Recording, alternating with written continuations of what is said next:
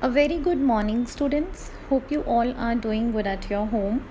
So, today we are going to learn a very important topic in the organizing chapter, that is delegation of authority. Now, what is delegation of authority? In every organization, managers are assigned a lot of work and managers alone cannot perform all the work. देखो, हर एक organisation में managers के पास बहुत सारा काम होता है और मैनेजर्स वो अकेले सारा काम नहीं कर सकते. So manager begins with sharing of his responsibilities with his subordinates.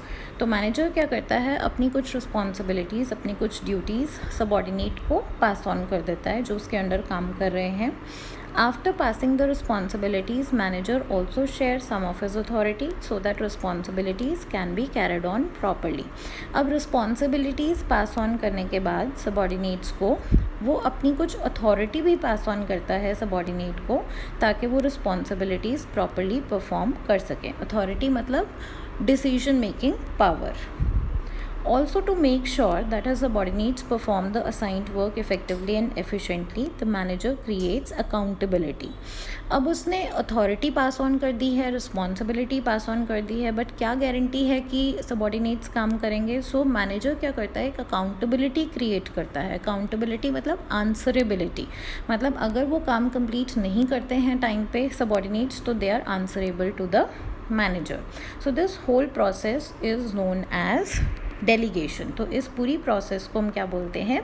Delegation. Now, what is the definition of delegation? Delegation can be defined as a process of entrusting responsibility and authority to the subordinates. एक process है जिसके through manager responsibility और authority pass on करता है subordinates को and create accountability, और accountability create करता है on those employees who are entrusted the responsibility and authority. Jin employees को उसने authority और responsibility pass on की है अपने subordinates को, उनको accountable भी बनाता है, उनको आंसरेबल भी बनाता है manager. In simple words, delegation refers to downward transfer of authority from superior to subordinate. तो सिंपल वर्ड्स में कह सकते हैं कि अगर सुपीरियर अपनी कुछ पावर, अपनी कुछ अथॉरिटी सबॉर्डिनेट्स को पास ऑन कर रहा है तो उसको बोलते हैं delegation. Now let's see the principle of absoluteness of accountability. Delegation is not a process of abdication. Abdicate करने का मतलब होता है छोड़ देना, सरेंडर कर देना. तो delegation is not a process of abdication. मतलब डेलीगेशन में ये मैनेजर्स अपनी रिस्पॉन्सिबिलिटी और अथॉरिटी पास ऑन कर देंगे, इसका मतलब ये नहीं कि वो फ्री हो गए. Which means accountability is absolute. इसका मतलब ये है कि अकाउंटेबिलिटी एब्सोल्यूट होती है. It can never be passed और डेलीगेटेड. अकाउंटेबिलिटी एब्सोल्यूट होने का मतलब है कि अकाउंटेबिलिटी को पास ऑन नहीं किया जा सकता या फिर डेलीगेट नहीं किया जा सकता. Manager will still be accountable. After creating accountability on subordinates, the superior also remain accountable. मतलब सबॉर्डिनेट्स को आपने आंसरेबल बना दिया है कि अगर आपने सबॉर्डिनेट्स को, मैनेजर ने सबॉर्डिनेट्स को कुछ काम दिया है और अथॉरिटी भी दी है और उनको आंसरेबल बनाया, मतलब they will give answer, they will be answerable अगर वो काम कंप्लीट नहीं करते हैं. बट इसका मतलब ये नहीं है कि सुपीरियर फ्री हो जाता है. Superior will still be accountable. Superior की अकाउंटेबिलिटी तो रहेगी. एक एग्जाम्पल से समझते हैं इस कॉन्सेप्ट को. Sales manager is assigned a target of selling 1000 units in a month. Sales manager को टारगेट मिला है कि उसने 1000 यूनिट्स एक मंथ में सेल करने हैं. He divided this target amongst the 5 salesmen working under him. अपने 5 सबॉर्डिनेट्स, 5 सेल्समैन में उसने इस टारगेट को डिवाइड कर दिया, यानी कि 200 यूनिट्स पर सेल्समैन. वन सेल्समैन फेल सिक. एक सेल्समैन बीमार हो गया. सो कितने यूनिट्स सेल हो पाए? 800 यूनिट्स सेल हो पाए. अब इस सिचुएशन में अकाउंटेबिलिटी किसकी है? सेल्समैन की या फिर सेल्स मैनेजर की? Accountability lies with the manager. Sales manager की ही अकाउंटेबिलिटी रहेगी, because accountability can not be passed और डेलीगेटेड. आपने अथॉरिटी दे दी सेल्समैन को, आपने रिस्पॉन्सिबिलिटी दे दी सेल्समैन को, बट अकाउंटेबिलिटी आप नहीं दे सकते. He should have supervise from time to time. Accountability manager की ही है, उसको सुपरवाइज करना चाहिए था टाइम टू टाइम, उसको ध्यान रखना चाहिए था टारगेट मीट विद हो रहा है कि नहीं हो रहा. अगर वो सुपरवाइज करता तो उससे पता चलता कि एक सेल्समैन की तबीयत ठीक नहीं है, है और उसका टारगेट जो 200 यूनिट्स का था वो बाकी के सेल्समैन में डिवाइड कर सकता था. So he should have taken timely action. By delegating the responsibilities and authorities, he cannot get rid of the accountability. Responsibility delegate कर दी, authority delegate कर दी, but he cannot get rid of the accountability. Accountability manager की रहेगी, वो उससे पीछा नहीं छुड़वा सकता. Now let us see the elements of delegation. Elements क्या हैं delegation के? इसको हम process of delegation भी बोलते हैं. ये 3 हैं एलिमेंट्स डेलीगेशन के, रिस्पॉन्सिबिलिटी, अथॉरिटी, अकाउंटेबिलिटी.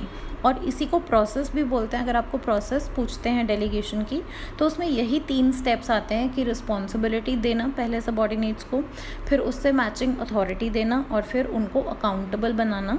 तो यही प्रोसेस भी है. ये हम देखते हैं वन बाय वन आगे. So let us see one by one. Responsibility देखते हैं सबसे पहले. Responsibility is the obligation of subordinate to perform the assign duty. अब सुपीरियर ने जो भी सबऑर्डिनेट को ड्यूटी दी है उसको फुलफ़िल करना, उसको परफॉर्म करना, ये उसकी ऑब्लिगेशन है, ये उसकी कंपल्शन है और इसी को रिस्पॉन्सिबिलिटी बोलते हैं. Responsibility arises from superior subordinate relationship because subordinate is bound to perform the duty assigned by his superior. अब सुपीरियर सबऑर्डिनेट रिलेशनशिप से ही रिस्पॉन्सिबिलिटी क्रिएट होती है. वो कैसे? सुपीरियर जब सबऑर्डिनेट को कोई भी काम देता है, कोई भी ड्यूटी देता है, तो subordinate is bound to perform that. Subordinate के लिए वो कंपल्शन है उस काम को परफॉर्म करना. So that is the responsibility. Responsibility flows upward. यहाँ पे ये बहुत इंपॉर्टेंट पॉइंट है, 1 मार्क क्वेश्चन में आ जाता है कि रिस्पॉन्सिबिलिटी की क्या डायरेक्शन है. It flows upward because subordinate is always responsible to the superior. Subordinate हमेशा रिस्पॉन्सिबल होता है टुवर्ड्स द सुपीरियर. सो इसकी डायरेक्शन अपवर्ड है. Now let us see the next element, authority. और ये सेकेंड स्टेप भी है प्रोसेस ऑफ डेलीगेशन में. अथॉरिटी का मतलब है power to take the decision due to your managerial position. एक मैनेजरियल पोजीशन पे मैनेजर है, उसके पास कुछ पावर होती है अपने काम से रिलेटेड डिसीजन लेने की, उसको अथॉरिटी बोलते हैं. When managers pass their responsibilities to subordinate they also pass some of their authority to subordinates. अब जब रिस्पॉन्सिबिलिटीज़ पास ऑन कर दी फर्स्ट स्टेप में, तो उसके बाद मैनेजर को कुछ अथॉरिटी भी पास ऑन करनी पड़ती है सबऑर्डिनेट्स को, ताकि वो काम अच्छे से परफॉर्म कर सके. Now while sharing the authority, managers keep in mind that the authority matching to the responsibility should only be delegated. अब अथॉरिटी देते समय, अथॉरिटी शेयर करते समय मैनेजर्स को क्या ध्यान में रखना है कि जितनी रिस्पॉन्सिबिलिटी दी है उसके अकॉर्डिंगली ही अथॉरिटी दी जाए सबऑर्डिनेट्स को. अगर ज़्यादा अथॉरिटी दी जाएगी तो they will miss use the authority, और अगर कम अथॉरिटी दोगे तो वो डिसीजंस ही नहीं ले पाएंगे, तो काम कंप्लीट नहीं हो पाएगा. Authority flows downward from superior to subordinate. अब अथॉरिटी की क्या डायरेक्शन है? It flows downward. उसकी डाउनवर्ड डायरेक्शन है क्योंकि सुपीरियर अपनी अथॉरिटी सबऑर्डिनेट को ट्रांसफ़र करता है. Now third element is accountability. Accountability means subordinates will be answerable for the non-completion of task. अब accountability का मतलब है कि subordinates answerable होंगे अगर वो काम टाइम पे complete नहीं करते हैं, तो उनको आंसर देना पड़ेगा मैनेजर को with the reasons. Accountability cannot be delegated और पास्ड. यही हमने पढ़ा principle of absoluteness of accountability में कि अकाउंटेबिलिटी शेयर की जा सकती है but it cannot be delegated और passed. It can only be shared which means even after delegating the responsibility and authority the managers will be accountable for the non completion of task. वो हमने example में भी देखा था कि responsibility और authority transfer करने के बाद भी मैनेजर अकाउंटेबल होता है अगर काम टाइम पे कंप्लीट नहीं होता है. It is enforce through regular feedback on extent of work accomplished. अब अकाउंटेबिलिटी कैसे इन्फोर्स कर सकते हैं? मैनेजर रेगुलर फीडबैक ले सकता है कि कितना काम कंप्लीट हुआ है अपने सबऑर्डिनेट से. Accountability flows upwards. अब अकाउंटेबिलिटी की क्या डायरेक्शन है? It flows upwards. Just like responsibility, subordinate will be accountable to his superior. Subordinate हमेशा अकाउंटेबल होगा towards his superior. Now let us see the importance of delegation. Delegation तो देखो बहुत important है ही है हर एक ऑर्गेनाइजेशन में. तो उसके पॉइंट्स क्या हैं? Why is it important? First is effective management. In the delegation process managers pass on routine work. अब डेलीगेशन की प्रोसेस में मैनेजर क्या करते हैं, रूटीन वर्क अपना सबॉर्डिनेट्स को पास ऑन कर देते हैं। So now they are free to concentrate on other important matters. तो अब उनके पास टाइम है, they are free to concentrate on other important matters. जो भी इम्पॉर्टेंट डिसीजंस लेने हैं, इम्पॉर्टेंट मैटर्स हैं, उसके लिए उनके पास अब टाइम है। By delegating the authority and responsibilities, managers can get the work done effectively and efficiently from subordinates. अब देखो, मैनेजर्स का काम नहीं है एक्चुअल वर्क को परफॉर्म करना, उनका काम है दूसरों से काम लेना, सबॉर्डिनेट से काम लेना। तो जब वो अपनी अथॉरिटीज़ और रिस्पॉन्सिबिलिटीज़ डेलीगेट कर देते हैं, so they have ample time to manage their team. अपनी टीम को, सबॉर्डिनेट्स को मैनेज करने के लिए इफ़ेक्टिवली उनके पास टाइम बचता है। Second is employees development. As a result of delegation, employees get more opportunities to utilize their talents. देखो, डेलीगेशन की वजह से क्या होता है, जो सबॉर्डिनेट्स हैं या फिर जो एम्प्लॉयज़ हैं उनको ज़्यादा अपॉर्चुनिटीज़ मिलती हैं अपने टैलेंट्स को शो करने के लिए, अपने स्किल्स को, अपने क्रिएटिविटीज़ को शो करने के लिए।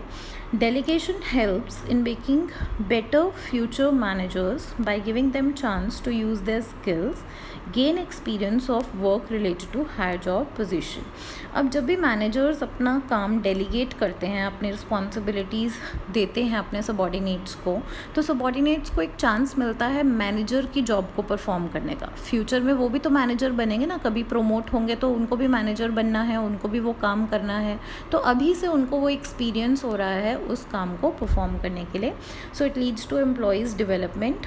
Third is motivation of employees. अब डेलीगेशन के टाइम पे जब मैनेजर डेलीगेट करता है रिस्पॉन्सिबिलिटी और अथॉरिटी, तो जब वो शेयर करता है सबॉर्डिनेट्स के साथ अपनी अथॉरिटीज़ एंड रिस्पॉन्सिबिलिटीज़, इससे सबॉर्डिनेट्स को मोटिवेशन मिलती है।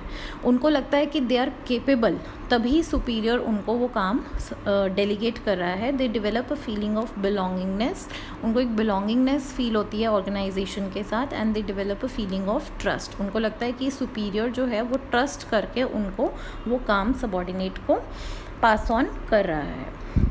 Then facilitates organizational growth. In the process of delegation, when the managers are passing their responsibilities and authority, जब मैनेजर्स अपनी रिस्पॉन्सिबिलिटी और अथॉरिटी पास ऑन करते हैं सबॉर्डिनेट्स को, तो वो क्या ध्यान में रखते हैं, they keep in mind the qualification and capability of all the subordinates. वो क्या ध्यान में रखते हैं कि किसकी क्या क्वालिफिकेशन है और किस सबॉर्डिनेट की कितनी कैपेबिलिटी है किस जॉब को परफॉर्म करने की। सो इससे क्या होता है, this leads to division of work. अच्छी डिवीज़न होती है काम की according to the capabilities and specialization. अब स्पेशलाइजेशन कैसे आती है, एक तो मैनेजर कैपेबिलिटी को ध्यान में रखता है सबॉर्डिनेट की काम देते समय। दूसरा, जब वो सबॉर्डिनेट बार बार उसी काम को परफॉर्म करता है तो उससे उसके काम में स्पेशलाइजेशन आती है, which is very important for the organizational growth. Now fifth point is basis of management hierarchy. Basis of management hierarchy. Delegation establishes superior subordinate relationships, which is the basis of management, which is the basis for hierarchy of managers. अब delegation से क्या होता है, superior subordinate relations बनते हैं, जिससे कि hierarchy बनती है मैनेजर्स की। हायरार्की कैसे बनती है, एक सुपीरियर है, उसके अंडर एक सबॉर्डिनेट है, फिर उसके अंडर एक सबॉर्डिनेट है, तो इस तरह से हायरार्की बनती रहती है, मतलब एक चेन बनती रहती है मैनेजर्स की। The power at each job position forms the management hierarchy.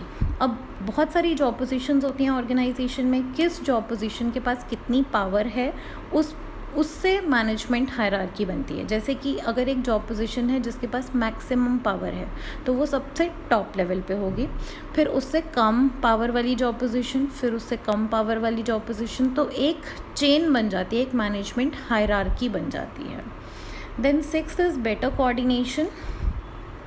अब डेलीगेशन में क्या होता है, मैनेजर्स बहुत ही सिस्टमैटिकली रिस्पॉन्सिबिलिटी और अथॉरिटी डिवाइड करते हैं अपने सबॉर्डिनेट्स में, and they make them answerable for the non completion of task. अब इस सिस्टमैटिक डिवीजन ऑफ वर्क से क्या होता है, every employee gets a clear picture it gives a clear picture of work to everyone.